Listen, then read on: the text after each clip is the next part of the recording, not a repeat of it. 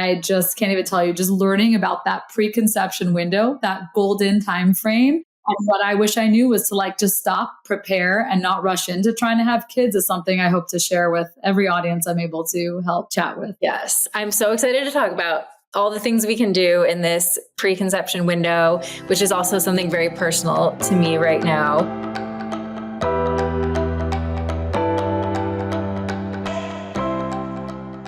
Hello, and welcome to Pursuing Health. I'm Dr. Julie Fouché, family physician and former CrossFit Games athlete.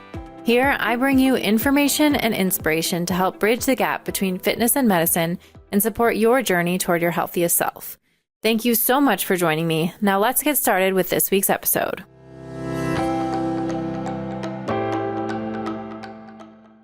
Welcome back to Pursuing Health. I am so excited to be here today with two very special women, Ronit Menashe and Vida Delrahim, who are the founders of WeNatal. And I'm really excited for you guys to be joining me and have this conversation today. I want to give a little bit of background before we jump in about how we know each other, because I think sometimes you hear, oh, founders of WeNatal, and you're like, oh, it's all about supplements, but there's so much more to the story. And we were connected from our mutual good friend, Bridget Tickemeyer, who I met when I was in med school at the Cleveland Clinic. And she has been on the podcast, I think 3 times now, most recently talking about pregnancy nutrition with her own experience of her 2 beautiful babies. And she introduced us recently. So I've been hearing about you guys for a long time. And like Bridget just speaks so highly of both of you and what you're doing. And we finally got to meet a few months ago, just briefly. And you know, what you're doing is so much bigger than simply a supplement. And so I'm excited to talk all about your stories and how you got into this, and then give women and men a lot of ideas and education about what we can do to support our fertility. So thank you guys for doing this with me. Oh, we're so excited to be here. We're so excited to connect with you. We love that Bridget introduced us, and we're excited to dive in. Awesome. Well, I know what's beautiful about you guys is that you were best friends pre-starting this company. So can you give us a little bit of background on how you came to know each other, what you were doing before, and then we'll dive into each of your personal stories with fertility. Yeah, absolutely. So Ronit and I met close to 20 years ago at Nike, our corporate careers, became best friends in our young single lives and growing our corporate careers and dating in LA. And we had lots of fun stories about kind of just how we met. She claims I hated her at the beginning, but it's not true. I was very stressed putting on one of Nike's biggest and baddest running events. And so, but really we just merged. I mean, to this day, every day people see us together and think we're sisters, but our lives were so parallel. We had so much fun and became best friends, and really did not expect where the world was going to take us. Never really envisioned ourselves in the supplement world. How we got there is quite interesting. You know, like many founders, we had a life circumstance that took us down this path. Yeah. Yeah. And so, you know, what that life circumstance is that, Vida and I in early 2020 experienced pregnancy loss a week apart. And back then for me, I was working in the functional medicine space alongside Dr. Hyman. And when I had my loss, my doctor said to me, well, you know, you're 41 and it's your age, and, you know, just keep trying. It just happens more when you're older. And that, you know, to me, didn't sit right, because I was 41, but I was, you know, I would say a healthy 41-year-old. I didn't look 41. I didn't feel 41. And at that point, I had a 3-year-old at home. I got pregnant pretty easily with my first at the age of 38.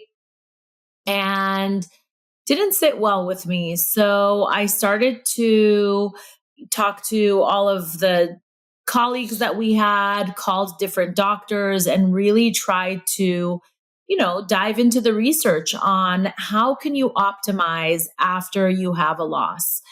And I came across really interesting information. And I remember calling Vida one day with that information where this sounds pretty obvious, but this was one of our biggest ahas, was that men's health is critical to the pregnancy health. And when men take certain nutrients and improve certain lifestyle factors, it can actually increase the pregnancy success rates. And I remember calling Vida saying, Vida, like, there are no prenatals for men out there. Like, how could this be? It could be so simple, and we can help so many people if we created this. And that was kind of the beginning story of WeNatal. And, what we started to do is we made our own DIY version of prenatal for men, and we made our own DIY prenatal for women because, we were noticing that even though we were taking a pretty high quality prenatal, it was missing some critical nutrients and it didn't have everything that the research was showing that we needed. And so that was the beginning days. And, looking back, we're so grateful for the losses that we had and, the fact that we had it a week apart, because it really propelled us to launch this company.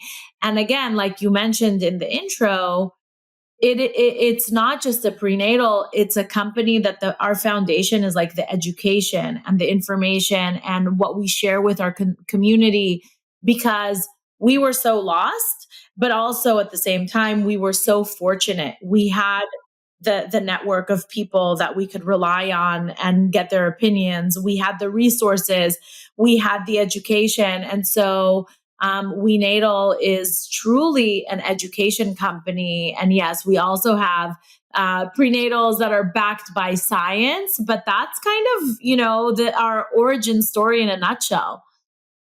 It's amazing. There's so many cool aspects of the story. I think, one that you at the time were working in functional medicine. And so probably were able to think beyond just your doctor telling you, well, you're 41 and this is normal or expected to have a miscarriage, which it's not. And that or maybe that's just who you are, that you were going to ask questions and be inquisitive and try to get to the bottom of things. And, like you said, with both of you being on that journey together, I'm sure it helped for you to have the support of each other, to be, as you're trying to learn about all of this, to compare notes and find things and share resources. Because I think so many women feel so alone in this process. Ronit or Vida, will you share more about your story?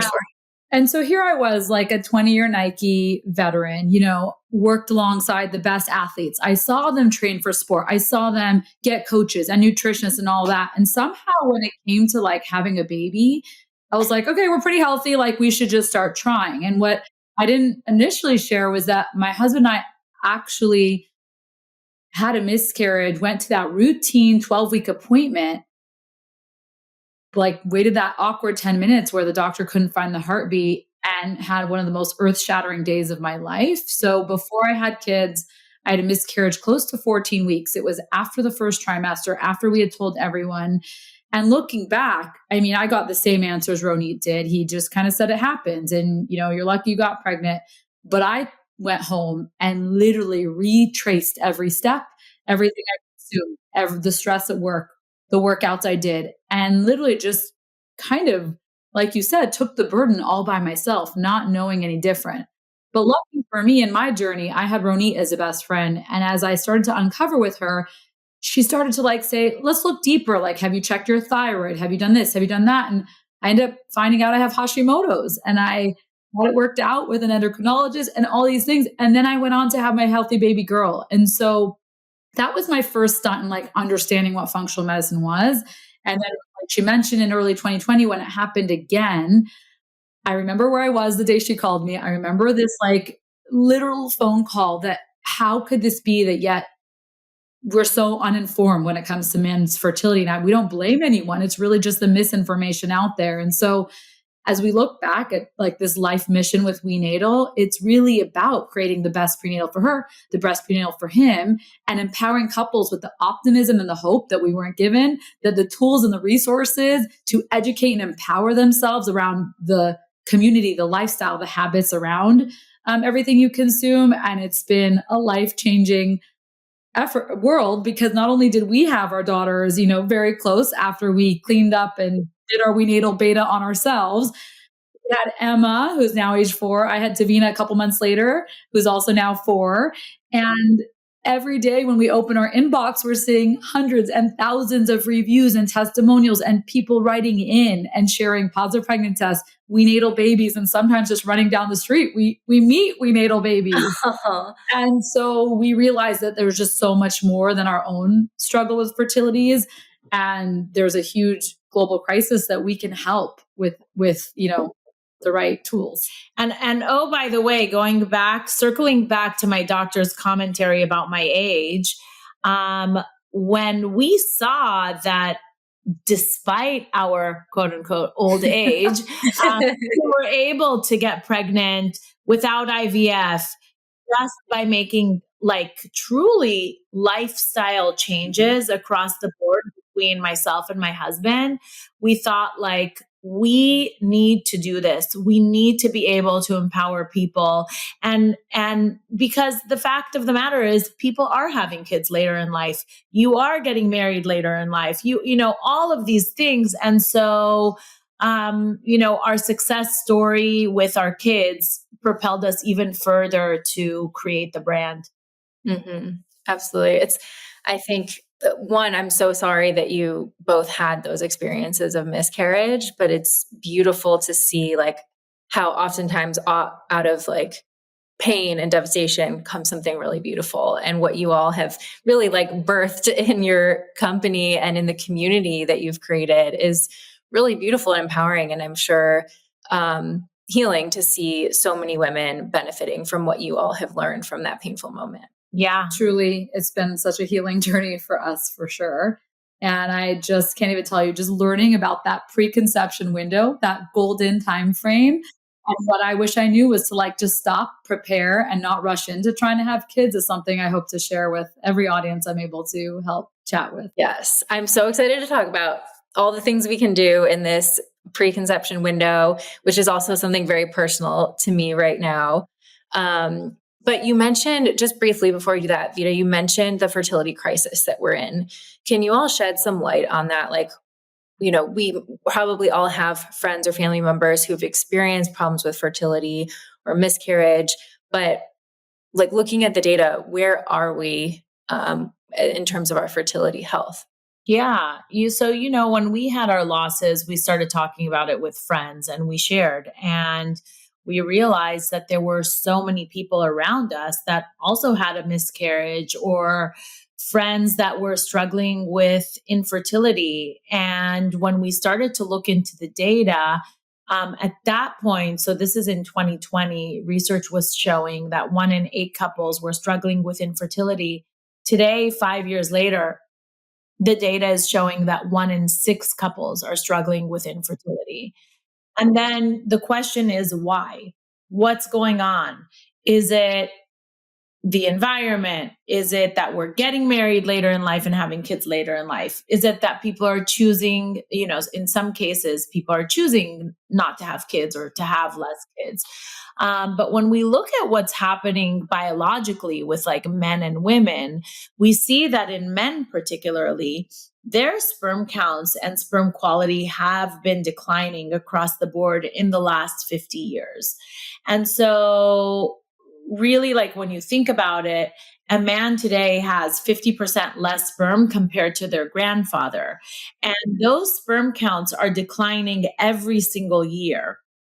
And the question is, why is this happening? So when you look at the man's best friend, dogs, you see that exact same trend taking place.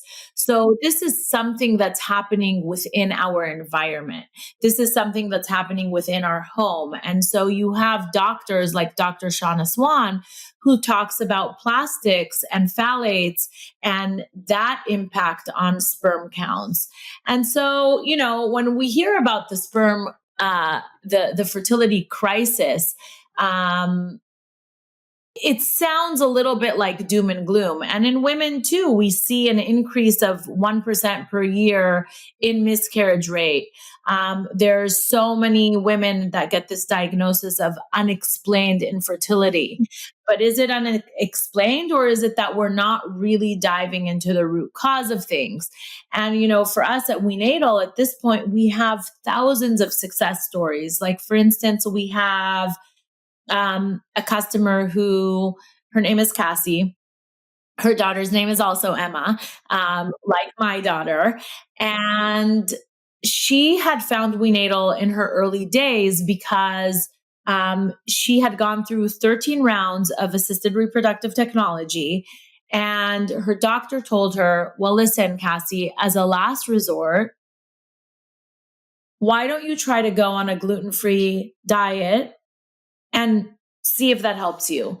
So she started researching gluten-free diets and came across functional medicine, came across Chris Kresser, and found WeNatal. She worked on healing her gut with a functional medicine doctor, started taking WeNatal, and then she had her last embryo implanted and it worked. And that is her daughter, Emma.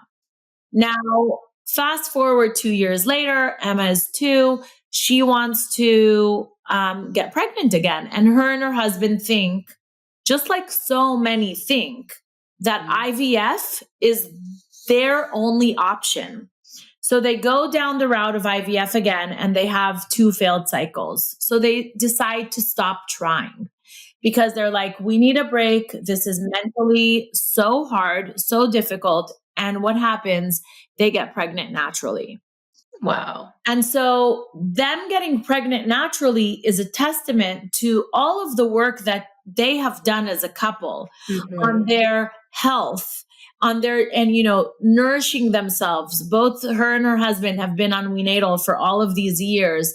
And now she's about to give birth with a son in about a month. So all of that to say is, yes, we are experiencing a fertility crisis and the numbers are on the rise.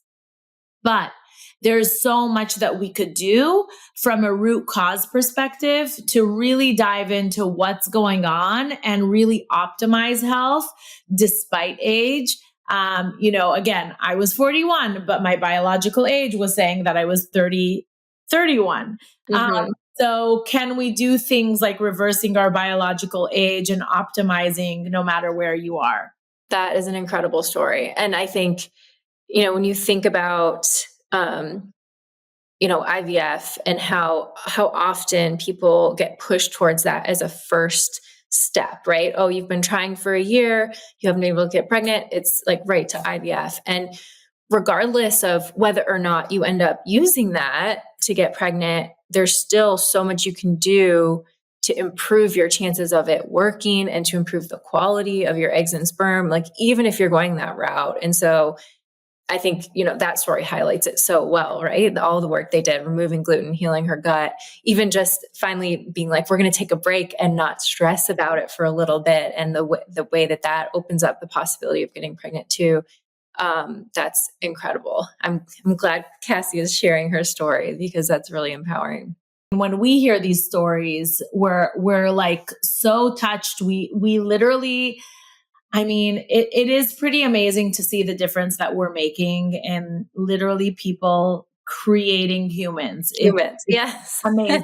It's really like that. This past weekend, we celebrated our 3rd birthday, and It's unbelievable how many of these stories we've gotten in the last 3 years.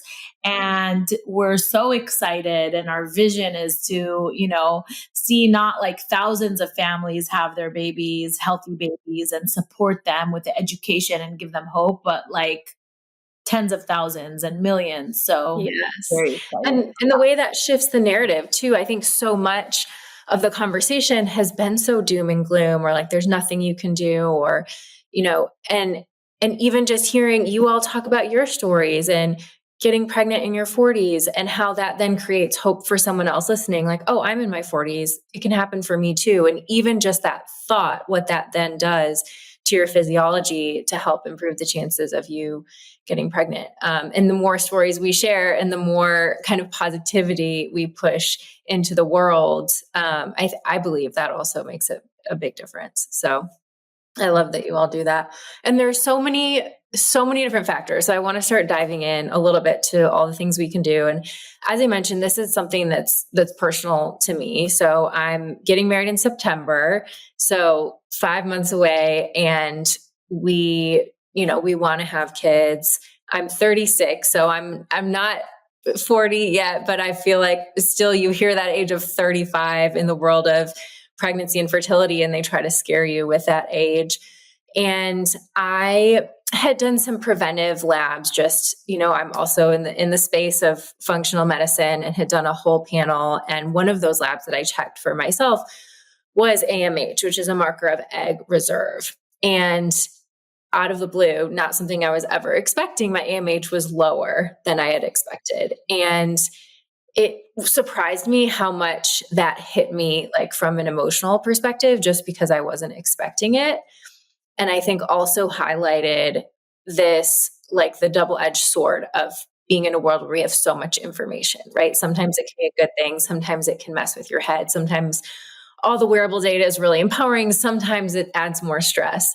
And so for me now, I think that I've had some time to digest and had some perspective. It actually was probably a great thing, because it motivated me to go down the path of learning as much as I could about improving my egg quality, and knowing that it's not all about quantity, like, right, you just need one egg to get pregnant, but if you can have the best quality, that's going to improve your chances as well. And so that's something I've been looking into a lot recently and am focusing on now as we get closer to that time. And I think, it's eye-opening that there are so many things we can do, and so many things that most people are unaware of that really dramatically improve our egg quality. So you guys do a really good job of breaking this down into different categories. So maybe we can just start with nutrition, which is one of the most foundational things. What are some of the things that we can do as we're thinking about someone who's listening, who's maybe thinking about getting pregnant in the near future, or maybe they have a friend or a family member who's thinking about it? Like, what should we be thinking about with our nutrition? Yeah. So first of all, I just want to say that we can dive into AMH later, because I know that's what I'm here for. I have big feelings around it because I was also very similar to you. Before I was even with my husband, before I even met him, I found out I had low AMH. And I don't know why and how, but I was like, I don't know, I'm going to ignore this number because I feel like I'm healthy. And I at that point, I didn't know much about fertility, and I didn't know that you can actually improve your egg quality, because we are constantly hearing this narrative of like, you get old, and when you get old, your eggs get old with you. And when you're just every cycle, your eggs, the clock is ticking, And so I just, to your whole audience here, thank you for sharing that, because even though you have low AMH, like you said, it's about egg quality and not egg quantity. In the assisted reproductive world, yes, it is important to have a high volume of eggs, because, a lot of those eggs are not going to turn into viable embryos. And so, but if you are going the natural route, I do think, and regardless, both scenarios, it is important to work on egg quality, and it's important to know that you can improve egg quality. So diet is a big one, and it's a big one for WeNatal. Every single one of our subscribers at WeNatal get a free nutrition consult with a functional dietitian.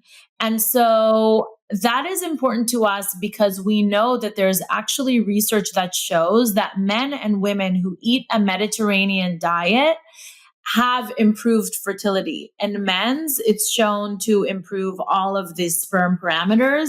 And in women's, it's shown to improve general fertility. So what does that look like? Starting point, not eating processed food, not eating the standard American diet, focusing on eating organic food, prioritizing protein and a range of healthy vegetables and kind of eating the rainbow. And then it's like the antioxidants. We know that,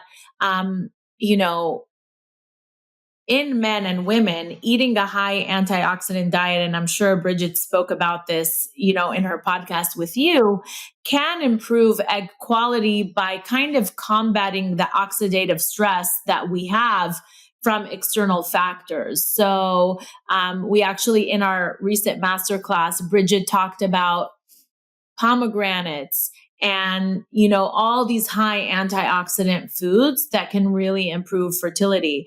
Another one that she talked about is egg yolks and eating foods that have high choline, because choline supports baby brain development. And again, you want to build those reserves in advance of getting pregnant. That's why we talk a lot about this pre-pregnancy stage, and that pre-pregnancy stage really sets the foundation for pregnancy and postpartum. So I love that you're, 5 months from getting married and you're thinking about, working on your fertility, because now is really the time. It's so interesting because I think you think about wanting to be in your best health and look your best for your wedding, but it kind of coincides really nicely if you're thinking about children soon after. And so I think it's a really cool time just to be really focused on taking care of yourself, and just kind of shifting that mindset. Yeah. And we wish more people kind of had that awareness, because health and fertility, like you just said, are hand in hand. But we do a lot to prep for our wedding day, sometimes for our baby shower, and we put a lot of effort in other things. But for some reason, the narrative around fertility is just like, you're trying, you're older, let's go. And that's a big window of opportunity to take the time to change the lifestyle and everything around your current habits to really put your best foot forward. And what I didn't know is that you're not only passing on the future lifelong health of your kids, but if you have a girl, you're passing it along to your grandkids too. And so that sense of responsibility is exciting, but it also really begs the question of like, why are we not all trying to put our best foot forward? And I think that's why our WeNatal customers come to us looking for nutrition tips, looking for guidance on what self-care products to buy. We ended up recently making a brand database because we became this trusted expert of that, asking, what do I use to clean my house? What do I use for my babies? And so we put together this clean brand database for our consumers. And that's what our mission in WeNatal is. It's not just around the one supplement. It's really everything that surrounds it. Everything around it. Well, speaking of the supplement, so I know obviously food is the foundation. We all are big believers in that and have seen and experienced the power of that. But there's also this, reality that our foods, even when we eat the most nutritious foods, our foods do not have the same density of nutrients as they did in, our grandparents' generation and before. And so that's where a lot of times these supplements can be so powerful and so important, especially in preconception and pregnancy. And so I love the origin story that you started with, the idea of a men's prenatal, because as you were saying that, it's like, well, duh, of course men are 50% of the equation, but that has not been part of the narrative or things that people really think a lot about. And so can you talk a little bit about your journey and process of formulating both the men's and then why you decided to do a women's as well? Obviously, there's a lot of those on the market, but the quality and the intention that you put behind both of them, I think is really unique. And the experts that you involved in formulating, Bridget being one of them and Dr. Hyman being one of them, but you really reached for the stars with what you did to make the very best quality. Yeah. Well, thank you so much. So first off, like the men's supplement, we talk about men having this superpower, and their superpower really lies in their ability to regenerate sperm on an ongoing basis. Because, I would say like we say your man's sperm today was basically created like 2 to 3 months ago, because they're always regenerating sperm. And so they have the ability to really transform their sperm quality. That's why the men's prenatal was so important to us. And the foundation of it is an antioxidant blend, because like I mentioned, antioxidants reverse oxidative stress and protect the sperm. And then it also has B vitamins and all this good stuff. It's also a multivitamin. But we were just so grateful to have an incredible network of doctors in our corner. When I think about Bridget, I just think about like a little genius on our advisory board, and we sent this weekend, we sent messages to every single person that contributed to the brand. And Bridget was probably the number one person we reach out to. She is so smart. And, I would say like, her version of fun is not watching TV. It's probably diving into research articles on PubMed. Yes, on PubMed, totally. So we worked with her. We worked with Dr. Afrouz Damiri, who at the time was functional medicine doctor at UC Irvine. And she was like the head of the functional medicine department over there. But her expertise was really in fertility. So not only did she have this scientific background, she also had the practical day-to-day experience of working with couples that had infertility.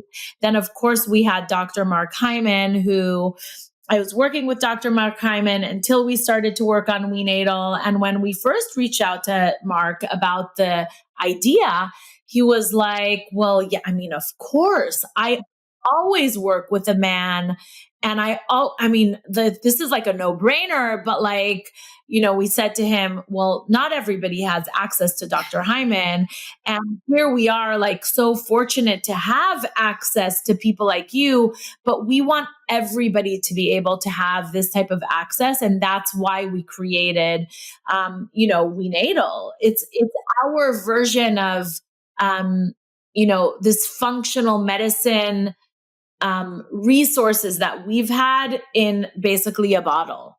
Mm-hmm. And of course, we have Kelly Levesque as well, who also, when she heard about, the improvements that we wanted to make, especially like in the women's prenatal space, because yes, there are thousands of prenatals out there, but we don't know any other prenatal that has 400 milligrams of choline, 4,000 IUs of vitamin D, 18 milligrams of iron, methylated folate, not folic acid. And so when she heard about kind of the blueprint of what the prenatal was going to be like, she's like, listen, I'm not saying yes to any brands that are coming my way right now, but like, I have to say yes to this because I so believe in what you're doing. And she had shared that she had a friend that owns another prenatal company. And she asked her, she said, you need to increase the amount of choline. You need to increase the amount of folate. And she didn't want to. And she's, even though she was her friend, she said no to joining her advisory board and joined ours. And so, the formulation process was fun, and it, we thought it would take 3 months, but it actually took us 2 years. And then after launching WeNatal 3 years ago, we reformulated 6 months after launching because new research came out. And we our commitment to the consumer is to constantly tweak based off of new research. And we're so grateful that we have an incredible advisory board that is in the weeds of PubMed. So they share the research with us, and, we're going to continue to evolve the formulation in the future. And that's the commitment to the consumer. That's amazing. I think there's so much, just peeling back the curtain to what goes into creating a supplement like this, because, often if you go to your normal OBGYN, they'll just say, grab a prenatal at the drugstore or something off the shelf. And there's such a wide range of quality. So what are the other thing that I really love about your supplements is that you have third-party testing and you publish that on your website so that people can see, because there's often additives or, the amounts of the micronutrients aren't always exact in each batch. And you guys do a really great job of the transparency behind that too, which is so rare. Well, we learned in this journey that supplement world is a little bit unregulated, the Wild West.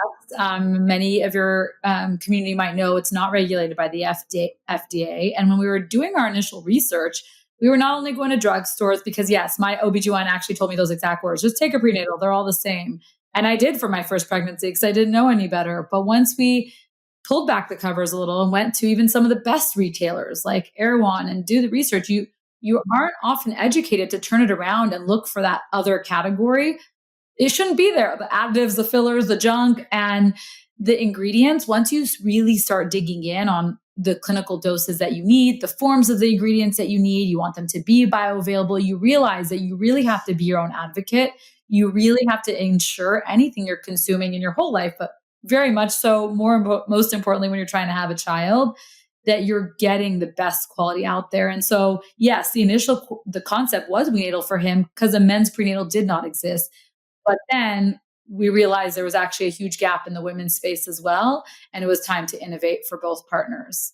Mm-hmm. And I'm sure it's not easy too. Like most supplement companies are probably making a lot of decisions based on what's going to make the most money, right? And obviously you both have such a personal passion and mission behind what you're doing. And it's so much bigger than the supplements as we've been talking about. But I'm sure it's hard, like sometimes in those moments where you're like, oh man, we have to reformulate because there's new research and we just got it. Or like, and Julie, a reformulation is not just reformulation. It's updating the packaging, updating the website. Like it's just a lot of things. Yes. But it was a no-brainer for us. Even being a small company, we knew in our hearts, if there's new research, we have to follow it. And our formula, I would say, was already at the top of its game. It's a hard decision to make financially. Like, do we? Totally. We're loving it. Yes. But I think it stands to also from the beginning, our mission and what we stood to do and the integrity behind the product and the integrity behind our medical advisors. It was a no-brainer. Once we got this new research, we're like, we're gonna go, and we're always gonna promise to innovate for our consumers. I'm sure there are still supplements on the counters of some drugstores that have probably been the same since our grandparents, and and that's scary a little bit to me. And they have shelf lives of 10 years because there's so much additives and fillers. It's shelf stable forever. And we create in small batches. We have no fillers, and we have a very low expiration date. But those were all decisions we made to make something that we would take and want our community to be proud of. Yeah. And thank you for sharing all that, because I think it just speaks volumes for, like you said, your mission, your integrity, that you're not going to compromise on that in so many ways, and just the value that you bring to people in ways that they probably don't even see or appreciate. It's just so rare in this industry. So, I just want to say one more thing about the filler part. I would say I don't think that there are any prenatals on the market that don't have any fillers at all. And for us, it's one of the reasons why we are able to have 3 capsules per serving instead of 8 capsules for some other brands, is because we manufacture with no filler. Now, what does that mean? It means that our shelf life is only 2 years for our product. And it's an operational nightmare for her because I don't deal with operations. But it makes it so that it's a better experience for the consumer. Not only is it healthier and like they're not consuming any like junk with their nutrients, it also allows them to be consistent and take 3 pills every day, because how can you expect someone who's pregnant in their first trimester, or even someone who's not pregnant, to take 8 pills a day of a prenatal? It's too much. So we also innovated on that aspect. And I can't tell you how many reviews we get. They're like, I'm so excited to take 3 instead of 8. And that was my experience and what Ronit was trying to put me on when we were trying to conceive. She had me on 8 million supplements. I'm like, I physically can't do it. She was a champ. She could do 20 capsules in her sleep. I was literally nursing 1 or 2 per meal. And so we just realized that like, if you want the high quality, we had to reinvent a little bit for women to have the best experience and be able to take it every day, which is the most important thing. Which is right. If you don't take it, it's not going to do its job. Correct. So that's so true. And I love too the intention behind the packaging. Like you have bottles that are reusable. So you send the supplements, the refills in little pouches, and you can refill the same bottles. You're not getting plastic bottles that you're throwing out every time. You can just tell every little detail has a lot of intention behind it. Yeah, we want to, make a better planet for the healthy little humans that we're bringing into it. Yes. We were throwing away plastic pouches every day. Ours came in pouches when we were taking, and we're just like, it's so wasteful. Like you on this mission, but then you're creating all this junk. And so, yeah, it became part of our ethos that sustainability would be a big pillar. I love that. Well, let's talk a little bit about, since we were on the topic of egg quality, I know you also have an egg quality supplement. And in my research, when I had found out about my low AMH, I talked to a lot of different fertility doctors. And I would say, aside from those that are in the functional medicine space, I would say the more conventionally minded ones, CoQ10 is sort of like the only one that they're like, yes, this is definitely beneficial. There's a lot of research on it. But yet there are still so many other nutrients that do have a lot of research that they can support egg quality. So can you share a little bit about how you formulated the egg quality supplement and the role of that one? So Egg Quality Plus is basically 5 nutrients in one supplement that is there to support creating new mitochondria or improving your mitochondria. And so why is mitochondria important for egg quality and important if you're have low AMH? It's because the process, the 3 months before you ovulate, the egg is going through a process called meiosis, where it essentially splits. And what typically causes miscarriages or, pregnancy loss or kind of infertility, low egg quality, is when that process goes wrong. And then you get the different types of chromosomes and it's not split correctly. I'm explaining this in very layman's terms and trying to make it very basic. Perfect. Yes. So what you could do is improve your mitochondria, because if you improve your mitochondria, they're less likely to have those mistakes during the process of meiosis. So the way that I think about mitochondria, it's like a battery of your cells. So if you imagine an old flashlight and the battery kind of can slowly die down, if you change out that battery, your flashlight works perfectly fine. Or if you charge that battery. And so when we think about improving egg quality, if you improve your mitochondria, you will improve your egg quality. And so the various nutrients in WeNatal is CoQ10, and we love that. Fertility doctors talk about CoQ10. That is the one, I agree with you, that they're always take CoQ10. So they're on board with the product. But we also have L-carnitine, PQQ, which is a nutrient that shows to promote and create new mitochondria, alpha lipoic acid that supports blood sugar regulation, and NAC, N-acetylcysteine, that also supports mitochondria. So it is a great formula, regardless, we all need to be kind of charging our mitochondria and all of our cells. Yes. As we age. And it's incredible. And we hear from so many customers who take Egg Quality Plus, like we recently, like I got an DM from somebody that they took Egg Quality Plus for a few months and they actually saw an increase in their AMH. So, your AMH is also not set in stone, but also, like you mentioned, you don't need a ton of eggs. You need one egg. And then on the side, you need that sperm, and you want to make sure that that sperm is a good sperm, because if you work so hard on improving that egg quality, you want to make sure that your sperm quality is good too.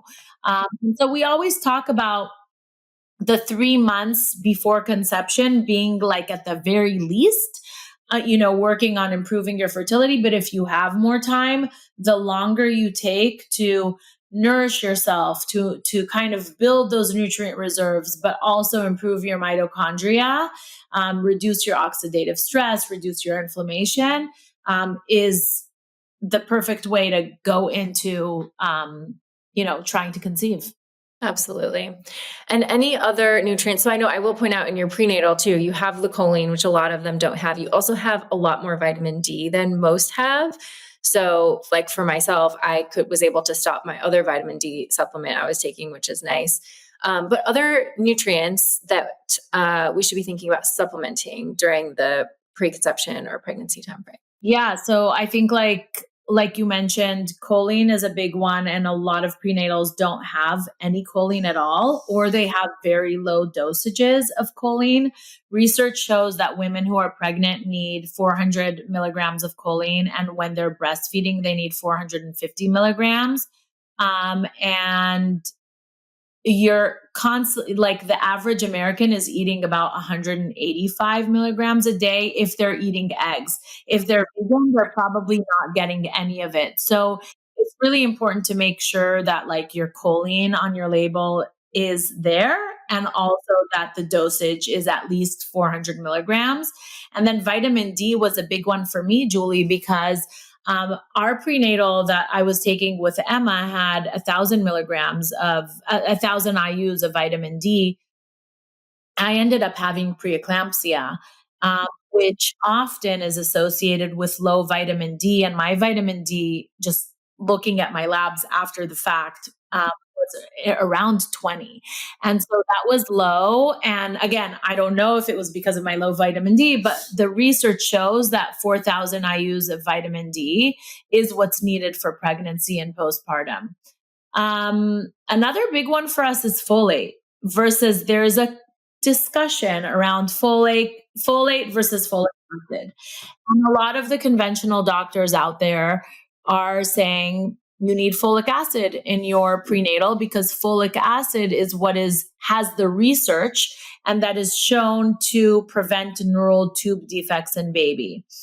And while there is research around that, we opted to use a more natural bioavailable form and not the synthetic form. We use methylfolate, and we actually have a customer that recently shared her story, Morgan, who talked about her first pregnancy. She lost it because of neural tube issues. She was taking a prenatal with folic acid, and she then found WeNatal, started taking WeNatal, which has methylfolate. And why this is important is because Morgan had the MTHFR genetic mutation, which didn't allow her to convert folic acid into the bioavailable form. So she essentially wasn't utilizing that folic acid that she was taking in her prenatal. It was not available to her.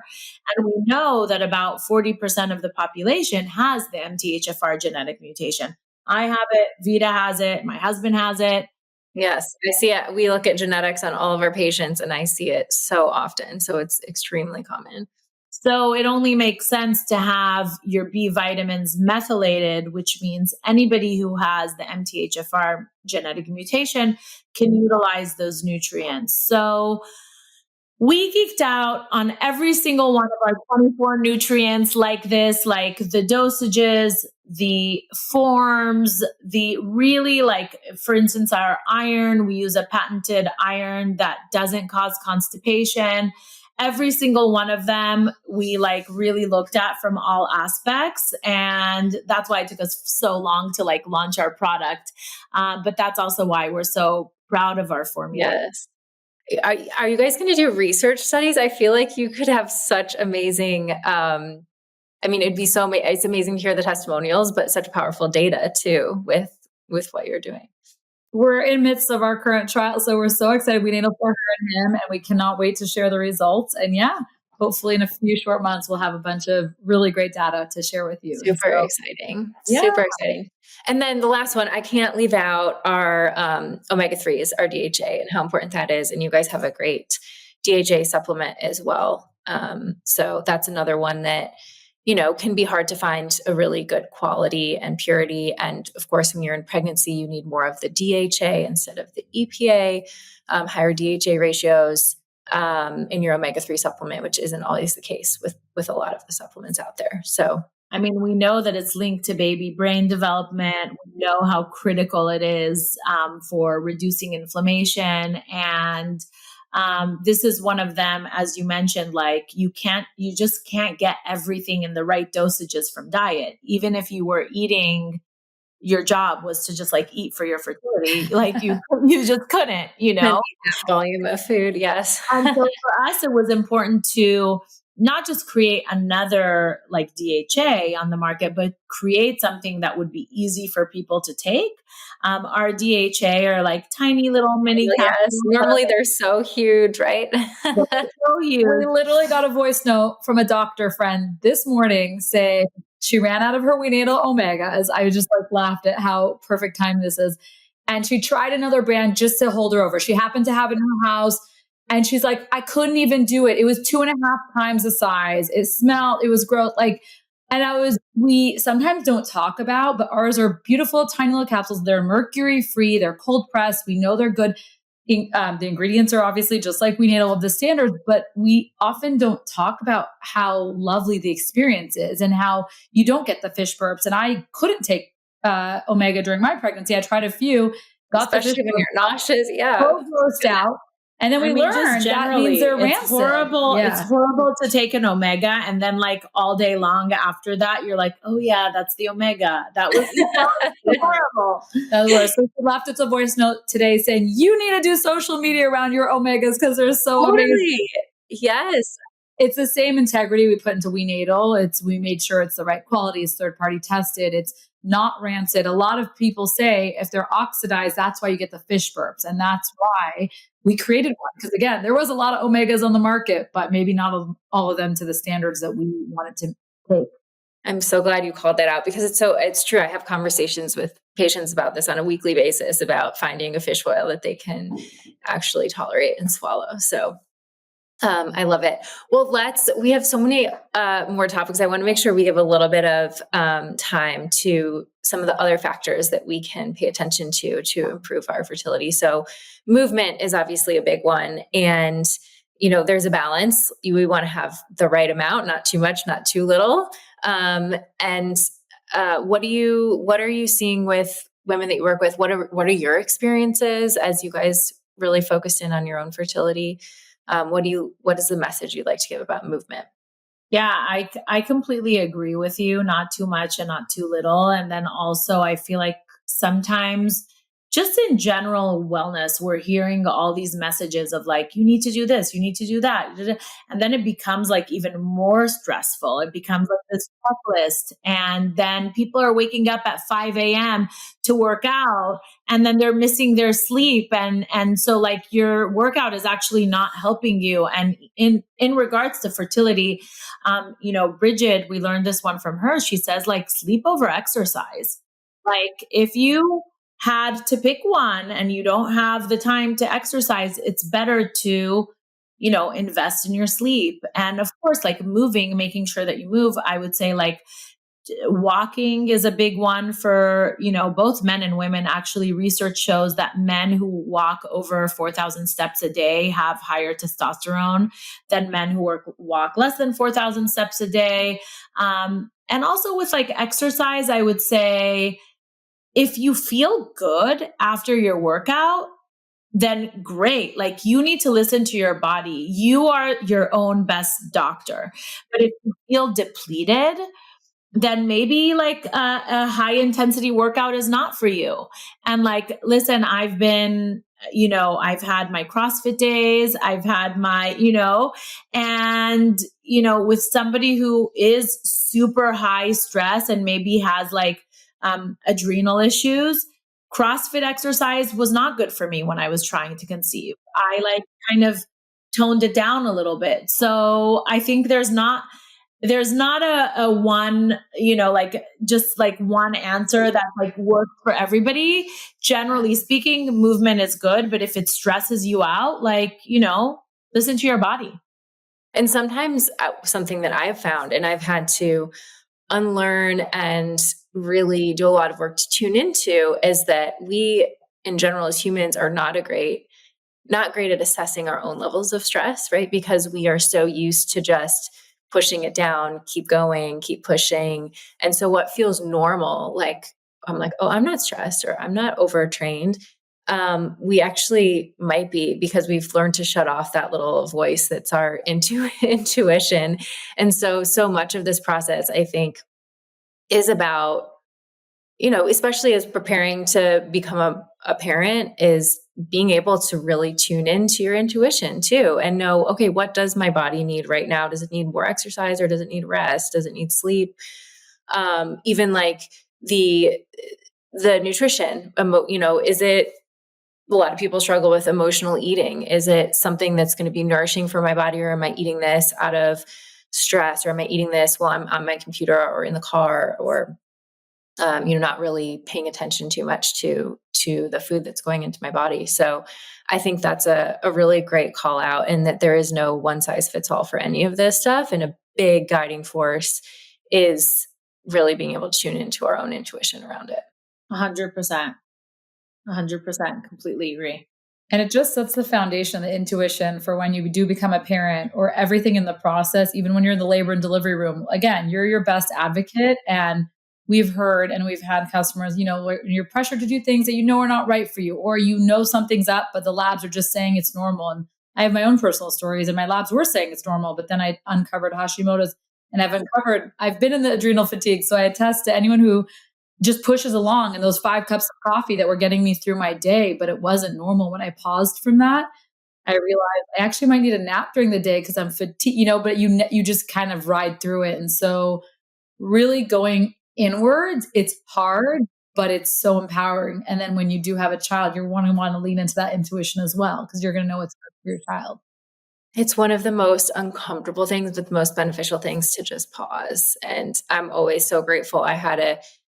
During the pandemic, I had a time where I was really able to pause in life for about 6 months. And it was the most life-changing time that really changed the trajectory of the rest of my life. And I think it's just so rare that we take that time. I mean, 6 months is a long time, but like, it could be a weekend away. It could be a day away in silence and away from, your phone, technology, all this stuff. There's so much that we, I think, just normalize because it's part of our day-to-day life, without really being able to pause and assess whether it's good for us or not good for us. Agreed. Absolutely. The other big topic is really toxins, which are all around us. I think it's something that as I learned more, over the past several years, have really done a lot to clean up the toxins in the home. But it's beyond that. I mean, yes, you want good cleaning products, you want good, clean personal care products, but also it's, like you mentioned earlier, Ronit, the plastics that are everywhere, and the BPA and the forever chemicals that come with those, which can affect our hormones. And so it can be a bit overwhelming and a bit daunting to think about this and like, oh my gosh, can I really escape this stuff at all? But I think there's a healthy way to look at it too, which can be empowering.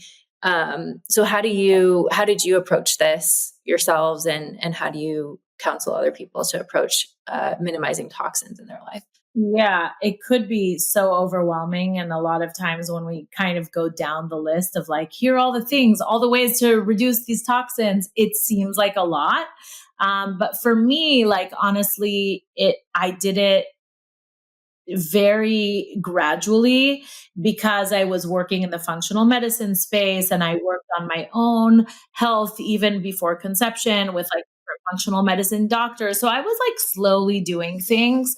But when we talk about it with the WeNatal community, first of all, we have this guide. If you go to wenatal.com/guide, it's 9 tips to improve fertility that we talk to, we give for free for couples. But the really like the TLDR of it is that you need to like remove those fertility blockers and kind of adopt the fertility boosters. We talked about the fertility boosters already, the clean diet, the supplements, the movement.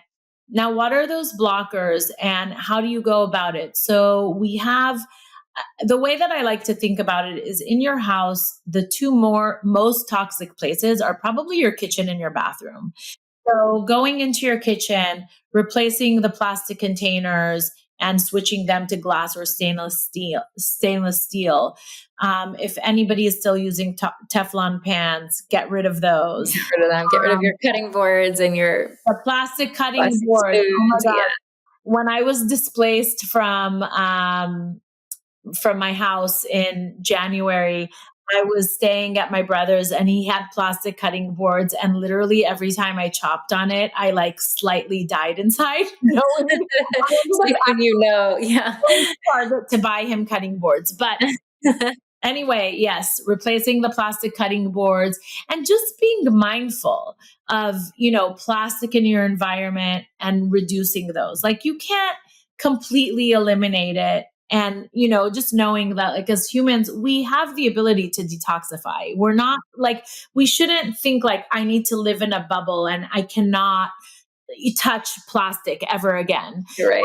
But just like making those changes at home and with your cleaning supplies. And then of course, like in your bathroom, nowadays, there's so many amazing products like for, makeup and your skincare. That's like actually like really good and clean. Like I remember when I was pregnant with Eden 9 years ago, getting like a clean makeup was like, it felt like a trade-off. It felt like, gosh, I wish I had my Chanel lipstick right now. But like nowadays, it's not like there's so many amazing brands out there that like just, and like, you don't have to throw everything out. Just like as you, need to replenish things, like try to find like cleaner products. And even like Sephora has like a ton of clean products. You could sort by like clean on their website, but then you have amazing brands out there like Thrive Market or the Detox Market or Credo Beauty that like everything there is pretty much clean. And so I just feel like the consumer is voting with their dollars and brands, more and more brands out there that are clean, which is just like, so it makes it so much easier to make the swaps. So many more options. And there's great resources. Like I know when I first started this process, the environmental working groups, Healthy Living app or Think Dirty app, where you can just, I'd be like, okay, I'm out of dishwasher detergent. Let me go on the app and Google, or not Google, but search which dishwasher detergents are safe. And then I started buying a new one and just did it one at a time, kind of as things ran out, which is a little bit more manageable than trying to look at everything at once. And those kinds of apps do a great job of really showing you what the ingredients are and which ones are clean and the variations below that.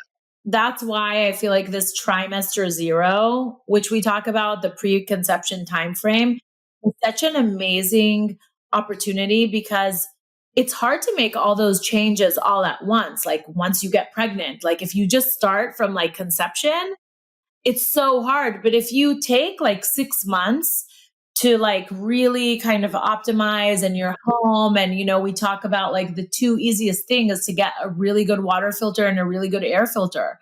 And like you're breathing air all day long and we're mostly indoors. And then you're drinking water a lot. So those are 2 easy things, but doing it in the pre-pregnancy timeframe in that trimester 0 and doing it slowly makes it like so much more manageable. And then what it does is it sets the foundation for baby, right? From an energetic perspective, if you're clearing out your house and making it like low toxin, that also sets the foundation for like a beautiful, pure baby to come into. Yeah, that's so beautiful. I love it. It's a process. On the topic of toxins, there's also obviously the more obvious ones like alcohol and smoking and, other drugs, which can be important to eliminate as well. But one that I didn't realize until I started researching was actually that caffeine can have some negative impacts. And so maybe going from like the 5 cups of coffee super stressed out isn't maybe the best amount of caffeine. And so that was something that really surprised me, because there's lots of benefits to coffee too, obviously. So that was one that kind of took me by surprise. Yeah, I would say like limiting it to like up till like 200 milligrams, I would say. And then the research post that shows that more than that is detrimental. But yeah, 100% like these, we live in the state of California where marijuana is legal, and a lot of people think, because it's legal, it's like okay, but right, or it's natural, it's a plant, it's totally like not okay. It's a toxin. And same with alcohol. We have so much like normalized behavior around alcohol, and even like drinking wine. And like for me, like if I'm trying to conceive, like I would just like cut it. Yeah, right. Why take the risk? Totally. But all these things, like you mentioned, it's good to do it without feeling rushed, because each one is a habit that needs to be changed, and it's hard to change habits, and it's hard to change a lot at once. So I love that, if you have the time to be able to do them sort of one at a time and take your time with it. Yeah. So we've talked about a lot, and I do want to step back we talked a little bit about intuition, but I want to step back and put this in perspective too, from a emotional health standpoint, from a stress standpoint, because on the one hand, it's very empowering to have so much information and to know there's so many great things we can do for ourselves and for our future children. But on the other hand, it can be easy to like blame ourselves if we're not perfect, or like go down a spiral if we're like, oh, I didn't, I missed my prenatal 3 times this week or whatever. And how do you balance that? Because obviously you guys know a lot. You're counseling women on a lot, but a big part of this is being able to manage our thoughts, our stress, being able to also recognize that there's an element of things that we can control, and then there's an element of things that we can't control. And there is a certain amount of just letting go and surrender to the process, and knowing that, we are going to become parents if and when that is meant for us, and kind of part of our path, and that part of things. So how have you come to terms with all of this in the midst of your own journeys and counseling other women? I wish I knew more of this when I was trying, but I would say for me specifically, it was a little bit about controlling what I can control. I'm a very type A personality. I like to control everything. High stress, little control freak. I can relate. Just yesterday that I'm Monica from Friends, if that helps anyone. That's a great one. Super obsessed. But so in that, I think Ronit helped me in like finding community, finding people who could say, let's control what you can control, and lean in on that. Stressing about things out of our control that we're all living in a toxic soup isn't going to change the world, right? So I know that sounds so simple, but really leaning in on like starting to make like the habits that we said, and starting to make cleaner decisions. I also believe my mom always used to say things in moderation, and I kind of grew up that way. And it's okay to have, if my coffee is one of my joys and I didn't give it up and I had 1 cup, and like finding the things that bring you joy in this journey is also super important. And then really what I wish I had, and what we created at WeNatal, is this WeNatal journal. And for me, people told me to like watch my stress. They knew I was high stress, and it wasn't realistic. Like I can't stop stressing, but what I could do is find tools that worked for me. I tried for the life of me to meditate and get in the Zen. It didn't work for me, but like I really quickly learned through our friend and the author of the journal, Lillian Cohen-Zod, that sometimes just a few minutes a day of gratitude, even on the hardest days, even when you feel like sometimes you don't have much to be grateful for, the birds outside are chirping, the sun is out, my cup of coffee. But really, to your point about welcoming in those happy thoughts, the joyful thoughts. And this journal is so beautifully written for anyone who's already pregnant, trying to conceive, trying to start a family. It has 3 chapters. It really leans in on questions to start thinking about with your partner or, your community if you're doing it on your own.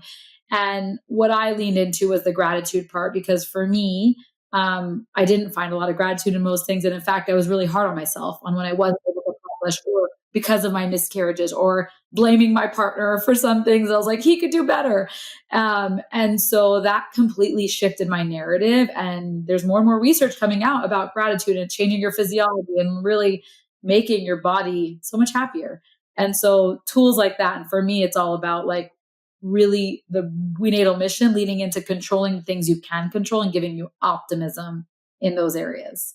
Yeah, that's beautiful. I'm very grateful that my fiance, Lincoln, first, that he's so healthy to begin with. He was on way more supplements than me, even when we started dating, but he also does such a good job of being able to put things in perspective. Like, okay, if things aren't perfect, but they're like 95%, you're going to get a lot of benefit instead of stressing about the 5% that probably aren't really going to make 5% of difference in the outcome. Right.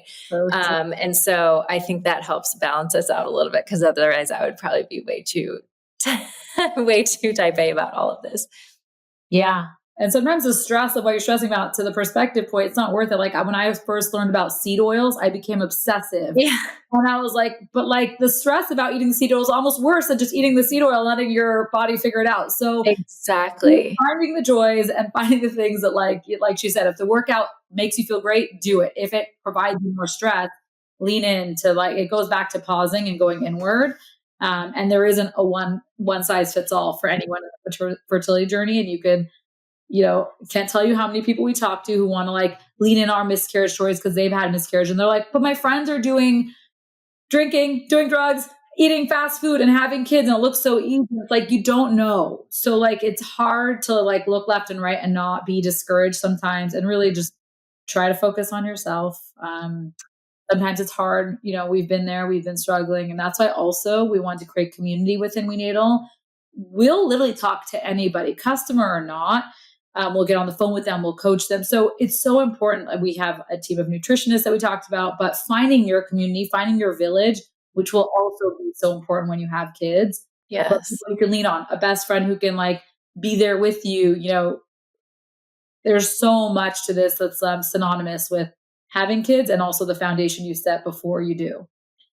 And I think, Julie, you talked about like trusting the timing. That's like another big one too, because like things could take time, and trusting just the process. When I had my loss, I thought like, why me? How could this happen to me? I'm so healthy. And now looking back, I understand why it happened to me, because I'm the type of person who will like then do the research, figure out the solution, yes, create a product, and so we could think about everything in life. Like, why me? My house burned down a few months ago in the Palisades fire. And I hope that in a few years, I'll have the same perspective that I have about, my pregnancy loss with regards to why did I lose my house? Why me? Like, we'll see where it takes me, but truly believing that like,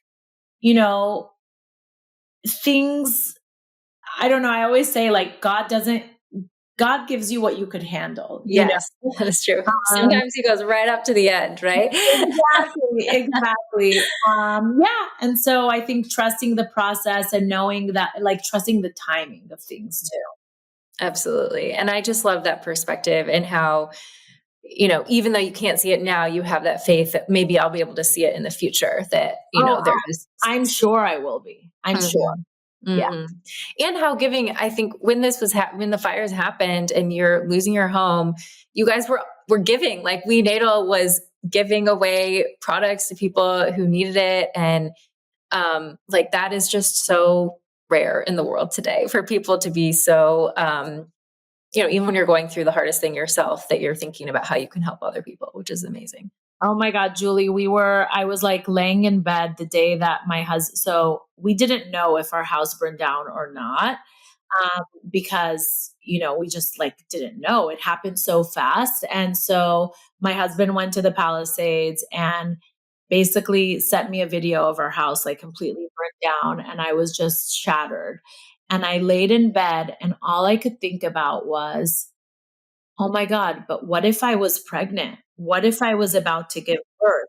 What if I was like, and I was like, okay, like we need to help like anybody who's pregnant, trying to conceive, postpartum, but also I was like in that week after the fire, like I wasn't able to like eat a thing. And I thought like, oh my God, I have kids. I need to be healthy. And so I ordered WeNatal for myself from our warehouse, shipped to my brother's house because that's where I was staying. And I was like, it's so important in times like this to like nourish yourself. And I called Vida and I said, let's give out WeNatal because it is essentially a multivitamin as well. Let's give WeNatal to anybody who has been affected by the fire. And it was, the one thing that like also kept me kind of moving forward during that time. Yeah, that purpose. Wow. You guys are special, special people. Well, I want to finish up with 3 questions I ask everyone at the end of the podcast. So the first one is, what are the 3 things that each of you do on a regular basis that have the biggest positive impact on your health? Ooh, okay. I'll go first. 1, I step outside when I first wake up. So good. I typically don't give as many minutes as I want out there, but like a couple stretches, a couple deep breaths before my kids like rush out. So that's a newer habit for me. Sleep. I've invested in my sleep now. And so I am literally saying no to more and more social functions. I have, our magnesium has dramatically changed our sleep, and I can tell by my Aura scores, but investing in my sleep and prioritizing sleep, I will say. So that's my second. Ooh, and the third one, I'd say taking, we've been prioritizing movement, but even like sitting less, more walking, meetings, and being out in nature more on a Zoom call. So those 3 things I think have dramatically affected my health for the better. And working out isn't within the walking more. Okay. So for me, it's like the food, breakfast, lunch, and dinner, the thing that you do every single day. Since January, both of us actually have been doing like a meal plan with my sister. She's a chef in LA, prioritizing protein because that was like a big thing for me. It was very hard for me to get in enough protein per day. It was like literally I tried and I just like it's a lot of effort. So having somebody else prepare it for you, and prioritizing protein, has really helped me. The other thing is taking supplements, of course. We are both postpartum, but also like I still take WeNatal, I still take Egg Quality Plus, I still take our Omega, and I take our magnesium. So taking that on a daily basis, and actually like Vida, sleep is very important to me. And I would say sleep is actually my superpower. I'm like the best deep sleeper, but I go to sleep early. I don't watch TV. I get a lot of FOMO when people talk about like different shows, and I have no idea what they're talking about. If I'm on social media and I see memes and I'm like, I don't know what this is, but must be some like pop culture thing that I'm aware of. I literally go to sleep with my kids like around 8:30 p.m. almost every single day, and just like prioritize my sleep, my deep restorative sleep. I love it. What's one thing that you think would have a big impact on your health, but you have a hard time implementing it, or something you're working on? Something that I'm working on is more like weight training. Like I mentioned to you, before I met my husband, I was like a big time CrossFitter. And then and that was actually the one thing that I stuck with and I loved. Like I would do it 5 times or 6 times a week. Even when I broke my elbow, I went in and I did it. Like I couldn't not do it, and I loved it. And I kind of want to find something like that for me now.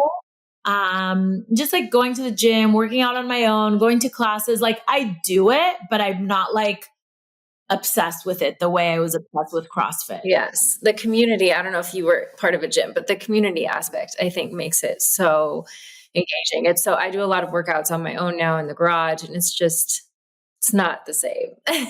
You have there's an extra element of uplifting your day, I think, when you go and you're around people and have fun. I think for me, I don't know a solution around it, but I think less screens. Like I am pretty much on the computer or on my phone 90% of the day. I don't know a solution around it. We're just like, there's just so much to do, but really maybe even just trying to start with, like I bought red light glasses. So like that last hour I'm wearing the blue blocking glasses, but, and I bought red light bulbs in my bedroom. I don't know, trying to mitigate screens, I think, and having a little more willpower to like put it down earlier and not be on it 24/7. Totally. It's so hard.